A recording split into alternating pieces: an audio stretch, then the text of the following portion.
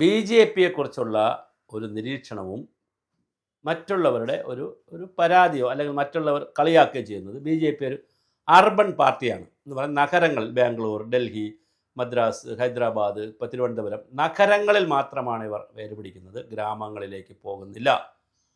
എന്നാൽ എല്ലാ കണക്കുകൂട്ടലുകളെയും തെറ്റിച്ചുകൊണ്ട് മലയോര പ്രദേശത്ത്, പ്രത്യേകിച്ച് മൂന്നാറിലെ പെമ്പള ഒരുമയുടെയൊക്കെ നാട്ടിലേക്ക് രാജേന്ദ്രൻ്റെ രൂപത്തിൽ ബി ജെ പി മല കയറിയിരിക്കുകയാണ്.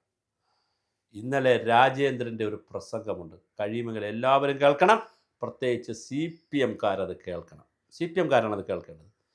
ഒരു കുഞ്ഞകൃഷ്ണൻ പയ്യന്നൂരിൽ കലാപം തുടങ്ങിയിട്ടുണ്ടെങ്കിൽ അകത്തു നിന്നും അദ്ദേഹം ഇപ്പോഴും പുറത്തു പോയിട്ടില്ല, പാർട്ടി പുറത്താക്കി, പക്ഷേ കമ്മ്യൂണിസ്റ്റ് ആശയത്തിൽ നിന്ന് അദ്ദേഹം പുറത്തു പോയിട്ടില്ല, വേറെ പാർട്ടിയിലും ചേർന്നിട്ടുമില്ല. അദ്ദേഹം കലാപമുണ്ടാക്കിയെങ്കിൽ ഇവിടെ വേറൊരു പാർട്ടിയിൽ പോയി രാജേന്ദ്രൻ കലാപം ഉണ്ടാക്കുന്നുണ്ട്. രാജേന്ദ്രൻ പറയുന്ന ചില ആ പ്രസംഗം എല്ലാവരും കേൾക്കണം. 5 വർഷമായി രാജേന്ദ്രനെ പ്രവർത്തിക്കാൻ സമ്മതിച്ചില്ല, പലവട്ടം രാജേന്ദ്രനെ പുറത്താക്കി. ഇതിന് കാരണമാണ് പ്രധാനം. അതായത് 40 വർഷമായി അവിടെ പ്രവർത്തിക്കുന്ന സി പി എം നേതാക്കളുടെ അനധികൃത സ്വത്ത് മുഴുവൻ ഇ ഡി അന്വേഷിക്കണം. എൻ്റെതും അന്വേഷിച്ചോളൂ, അതാണ് രാജേന്ദ്രൻ പറയുന്നത്. എൻ്റെതും അന്വേഷിച്ചോളൂ. അപ്പോൾ രാജേന്ദ്രൻ പറയുന്നത്, രാജേന്ദ്രൻ സി പി എമ്മിനകത്ത് നിന്ന് ഒരു ഘട്ടത്തിൽ വി എസിൻ്റെ ഗ്രൂപ്പായിട്ടൊക്കെ നിന്ന് വലിയ ഫൈറ്റ് നടത്തിയിട്ടുണ്ടെന്നാണ്. പാർട്ടിയെ ശുദ്ധീകരിക്കാനും അനധികൃത സമ്പത്തിനെതിരെ ആ ഫൈറ്റ് നടത്തിയതിൻ്റെ ഫലം രക്തസാക്ഷിയായതാണ് ഞാൻ. എനിക്ക് 5 വർഷമായി ഒന്നും തരുന്നില്ല, എന്നെ ലോക്ക് ചെയ്തു. എന്നെ ലോക്ക് ചെയ്ത പോട്ടെ, ഈ ഞാൻ എന്നെ എന്ന് പറയുന്ന രാജേന്ദ്രനാണ് കേട്ടോ, അദ്ദേഹത്തെ ലോക്ക് ചെയ്ത പോട്ടെ, അതിൻ്റെ കെയർ ഓഫിൽ പ്ലാന്റേഷൻ തൊഴിലാളികൾക്ക് കിട്ടേണ്ട ആനുകൂല്യങ്ങളെ ലോക്ക് ചെയ്തു. അതുകൊണ്ടാണ് ഞാൻ ബി ജെ പി ചേർന്നത്. ഇ ഡി വരട്ടെ, അന്വേഷണം നടത്തട്ടെ, അനധികൃത സ്വത്തുക്കളെക്കുറിച്ച് അന്വേഷണം നടക്കട്ടെ.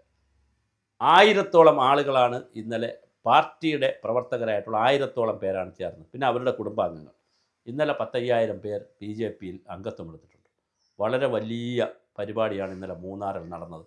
അവിടെ ഒരു ബാങ്ക്, കേന്ദ്ര ഗവൺമെൻറ്റിൻ്റെ ഒരു സൊസൈറ്റി, കേന്ദ്ര ഗവൺമെൻറ്റുമായി ബന്ധപ്പെടുത്തിയിട്ടുള്ള ഒരു കോപ്പറേറ്റീവ് ബാങ്ക് അവർ തുടങ്ങിയിട്ടുണ്ട്. അതിൽ മെമ്പർഷിപ്പുകൾ കാര്യമായി കൊടുത്തുകൊണ്ടിരിക്കുന്നു. വലിയ തോതിൽ അവർ ലോൺ കൊടുക്കും. ഒരു പക്ഷേ ഞാനിതിനകത്ത് കാണുന്ന രാഷ്ട്രീയം, നാളിതുവരെ കേരളത്തിലെ കയറ്, കൈത്തറി, കശുവണ്ടി തൊഴിലാളികളായാലും മലയോര മേഖലയിലെ പ്ലാന്റേഷൻ തൊഴിലാളികളായാലും അവരുടെ യൂണിയനൊക്കെ ഉണ്ടാക്കി അവരെ കാൽ കീഴിൽ നിർത്തി അവർക്കൊന്നും കൊടുക്കാതെ, വല്ലപ്പോഴും കിട്ടുന്നൊരു ആനുകൂല്യത്തിനപ്പുറം ഒന്നും കൊടുക്കാതെ പെൻഷൻ കൂട്ടിത്തരാം, അല്ലെങ്കിൽ നിങ്ങൾക്ക് അത് വാങ്ങിച്ചു തരാം, ഇത് വാങ്ങിച്ചു തരാം എന്നൊക്കെ പറഞ്ഞ് ഇപ്പോഴും ലയങ്ങളിൽ കിടക്കുന്ന, കഷ്ടപ്പെടുന്ന നമ്മൾ കാണുന്നതാണ്. കൂടുതലും തമിഴ്നാട്ടിൽ നിന്ന് വന്നിരിക്കുന്ന നാമമാത്രമായ തുകയ്ക്ക് പിന്നെ തേയില കൊളുന്തെടുക്കുന്ന ആയിരക്കണക്കിന് അമ്മമാരുടെ, സഹോദരിമാരുടെ വിയർപ്പിൻ്റെ കൂടി ഫലമാണ് കേരളം. അവർക്ക് ഒരു ഗുണം കിട്ടുമെങ്കിൽ, അത് നരേന്ദ്രമോദിയിൽ നിന്നൊരു ഗുണം കിട്ടുമെങ്കിൽ, രാജേന്ദ്രനിലൂടെ അത് അവിടെ സംഭവിക്കുമെങ്കിൽ വലിയ കാര്യമാണ്. അതുകൊണ്ട് രാജീവ് ചന്ദ്രശേഖരൻ്റെ ആ മൂവ്മെൻറ്റ് വളരെ പ്രശംസനീയമാണ്. മലയോര മേഖലയിലെ പെമ്പള ഒരുമ സമരം നടന്നു.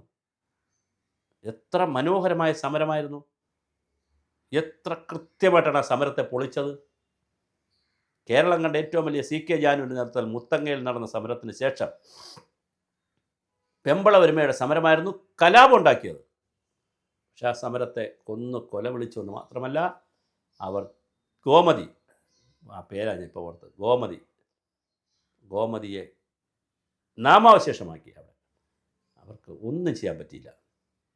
വീണ്ടും ഈ കോർപ്പറേറ്റുകളുമായി ചേർന്ന് നിന്നുകൊണ്ട്, അത് ഹാരിസനാകട്ടെ, ടാറ്റ എസ്റ്റേറ്റുകളാകട്ടെ, ആരുടെ ആവട്ടെ, കോർപ്പറേറ്റ് മുതലാളിമാരുമായി ചേർന്ന് നിന്നുകൊണ്ട് തൊഴിലാളി സംഘടനയുടെ നേതാക്കൾ കോടികൾ സമ്പാദിച്ച് രാജകീയമായി ജീവിച്ചിട്ട് നക്കാപ്പിച്ച ഈ പാവങ്ങൾക്ക് വാങ്ങിച്ചു കൊടുക്കുന്നു. സമരം ചെയ്യാൻ പോലും അവരെ സമ്മതിച്ചില്ല. അവിടെയാണ് പുതിയൊരു സംഘടനയുണ്ടാകുന്നു, പുതിയ ബാങ്ക് ഉണ്ടാകുന്നു, പുതിയ നേതാവുണ്ടാകുന്നു. രാജേന്ദ്രൻ മറ്റേന്ന് പോയപ്പോൾ പുതിയ നേതാവാണല്ലോ ബി ജെ പിയെ സംബന്ധിച്ച്. പുതിയ നേതാവുണ്ടാകുന്നു, വലിയ മാറ്റമാണ് ഉണ്ടാകുന്നത്. പക്ഷേ ഭയമുണ്ട്.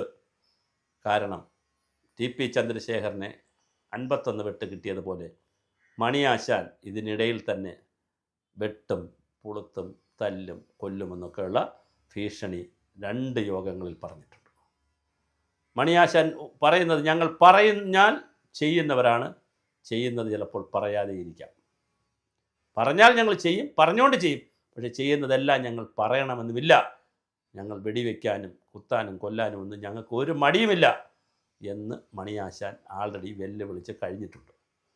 പക്ഷേ രാജേന്ദ്രൻ BJPയിലേക്കാണ് പോയത്. ആഭ്യന്തരമന്ത്രി അമിത്ഷായാണ്. മോഡി ഭരിക്കുന്നു, വലിയ പാർട്ടിയാണ് BJP. അതുകൊണ്ടൊക്കെയുള്ള ചില പ്രൊട്ടക്ഷൻ രാജേന്ദ്രന് ലഭിച്ചേക്കാം. ഇന്നലെ രാജീവ് ചന്ദ്രശേഖർ പറയുന്നതനുസരിച്ച് രാജേന്ദ്രൻ നയിക്കും മൂന്നാറിനെ എന്നാണ് പറയുന്നത്. അങ്ങനെയാണെങ്കിൽ ദേവികുളത്ത് രാജേന്ദ്രൻ തന്നെയായിരിക്കും വീണ്ടും സ്ഥാനാർത്ഥി. വലിയ മത്സരമായിരിക്കും സംഭവിക്കുക അവിടെ.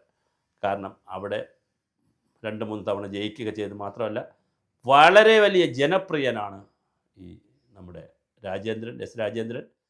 തമിഴ് ആളുകളുടെ ഇടയിൽ വലിയ ജനപ്രിയനാണ്. അപ്പോൾ അത് ഒരു സീറ്റ് പിടിച്ചാലും അത്ഭുതമില്ല എന്നുള്ള നിലയിലേക്കാണ് ദിവസവും ഇന്നലെ യോഗം കഴിഞ്ഞതിന് ശേഷവും ഇന്നുമൊക്കെ BJPയിലേക്ക് ആളുകൾ ചേർന്നുകൊണ്ടിരിക്കുകയാണ്. വലിയൊരു മൂവ്മെൻറ്റായി മൂന്നാറും മലയോര മേഖല ഇടുക്കി, പാലക്കാട്, വയനാട് ജില്ലകളുടെ അഗസ്ത്യമലയുടെ താഴെയുള്ള പശ്ചിമഘട്ടത്തിൻ്റെ സഹ്യാദ്രി മലയ്ക്കകത്തുള്ള അല്ലെങ്കിൽ അതിൻ്റെ താഴ്വരയിൽ കിടക്കുന്ന സബർബിൽ കിടക്കുന്ന പ്ലാന്റേഷൻ മേഖലയിൽ വലിയ വിപ്ലവമാണ്, മാറ്റമാണ് കൊണ്ടുവന്നുകൊണ്ടിരിക്കുന്നത്.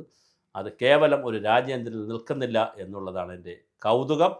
എന്തായാലും രസകരമായിട്ടുണ്ട്. രാഷ്ട്രീയ രംഗം മറ്റൊരു തരത്തിലേക്ക് പോകുന്നു. ഇനി അടുത്തത് തീരദേശമാണോ BJP കൈവയ്ക്കാൻ പോകുന്നത്? ഇടനാട്ടിൽ എന്തായാലും BJP ഉണ്ട്, ഒരു സാന്നിധ്യമായി BJP ഉണ്ട്, നഗരങ്ങളിലൊക്കെ നന്നായിട്ടുണ്ട്. മലനാട്ടിലേക്ക് അവർ കയറി. ഇനി അവർ കയറേണ്ടത് തീരത്തേക്കാണ്. തീരത്തേക്ക് ചെല്ലുന്നത് അത്ര എളുപ്പമല്ല. കാര്യം തീരദേശം നല്ലൊരു ഭാഗവും ക്രിസ്ത്യൻ കമ്മ്യൂണിറ്റിയാണ്. അവർ പള്ളികളുമായി റിലേറ്റ് ചെയ്താണ് അവർ പ്രവർത്തിക്കുന്നത്. അതുകൊണ്ട് അത്ര എളുപ്പമല്ല അവിടെ കയറാൻ. പക്ഷേ BJPയെ സംബന്ധിച്ച് അവർ ക്രിസ്ത്യാനികളുടെ ഇടയിൽ ഒരു വേരുണ്ടാക്കിക്കൊണ്ടിരിക്കുന്നു. അതുകൊണ്ട് അവിടെ നിന്നും അവർക്ക് പ്രമുഖരായ നേതാക്കളെ കിട്ടിയാൽ, പക്ഷെ അങ്ങനെ പ്രമുഖരായ നേതാക്കളില്ല എന്നുള്ളതും വളരെ പ്രധാനമാണ്. ഒരു ആൻ്റണി രാജുവോ, ഇപ്പോൾ വേറൊരു തരത്തിൽ നിൽക്കണം. അല്ലാതെ ഒരു TJ ആഞ്ചലോസ് ഉണ്ടായിരുന്നു. പിന്നെ വേറെ ആരാ ഉള്ളത്? തീരദേശത്ത് നിന്ന് വളർന്നു വന്നിട്ടുള്ള ആളുകൾ, ഒരു ചിത്തരഞ്ജൻ CPMലാണ്. തീരദേശത്ത് നിന്ന് അങ്ങനെ വലിയ നേതാക്കൾ രാജേന്ദ്രന്മാരൊന്നും ഇല്ല, നമ്മളറിവിലില്ല. ഇനി ആരെങ്കിലും ഉണ്ടോ എന്നറിയില്ല. അതുകൊണ്ട് തീരദേശത്തെ ആളുകളെ പൊക്കിയെടുക്കുക, അല്ലെങ്കിൽ ധീവര സഭയെന്നൊക്കെ ഉള്ള ആളുകളെ പൊക്കിയെടുത്ത് കൊണ്ടുവരണം. എന്തായാലും മലയോരം BJP കയറിയിട്ടുണ്ട്. കാട് കയറി, കരിമ്പുംകാട്ടിൽ ആന കയറിയതുപോലെ BJP മറിക്കുമോ മലയോരത്തെ രാജേന്ദ്രനിലൂടെ?